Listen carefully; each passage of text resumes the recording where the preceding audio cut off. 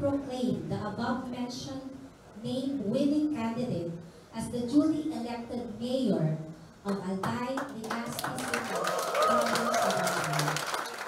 Opisyal nang iprinuklama ang mga bagong halal na opisyal ng Legazpi City ngayong araw, May 13, 2025, sa Sangguniang Panglungsod Session Hall. Pinangunahan ni Election Officer Attorney Connie Del Castillo at ng City Board of Canvassers ng Comelec Legazpi ang pag-anunsyo bandang alauna kanina. Nanalo bilang alkalde si Mayor Hisham Ismail ng Team APG na nakakuha ng 68,090 na boto. Lamang siya ng 6,147 na boto kay Geraldine Rosal na nakakuha ng 61,943 na boto. I'm just very thankful, sobra.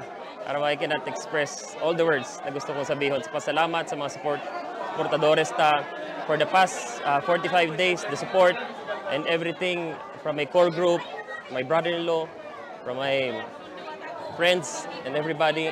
Thank you so much. Pagpadaba and gigibuhon ta po ang gabos na kahit ang gibuhon. As in, iiliyon ta ang gabos na pangaipo digda sa tuyang syudad.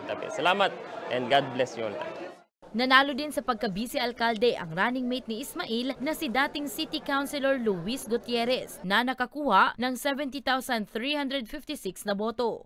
Nadakulaon po na honra sa muya na masuporta na araw kay ni.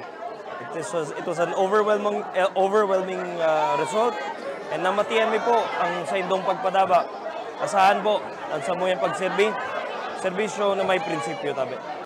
Kabilang din sa mga iprinuklama kanina, sina Vince Baltasar na nakakuha ng 75,859 na boto. Sinundan ni Lau Beltran na may 68,620. Ismael Buban IV na nakakuha ng 63,704 na boto. Alexander Hao na nakakuha ng 58,530 na boto. Attorney Butch Lucila na nakakuha ng 56,963 na boto. JP Lee na nakakuha ng botong 56,853. Charlton Lahara na nakakuha ng 55,825 na boto. Sunshine Imperial na nakakuha ng 54,982 na boto. Alan Ranyola na nakakuha ng 49,804 na boto. At Ato Valladolid na nakakuha ng 46,389 na boto. Uupo sila sa kani-kaniya nilang posisyon sa darating na June 8, 2025. Para sa mga balitang Tatak Bicol, Danica Garcia.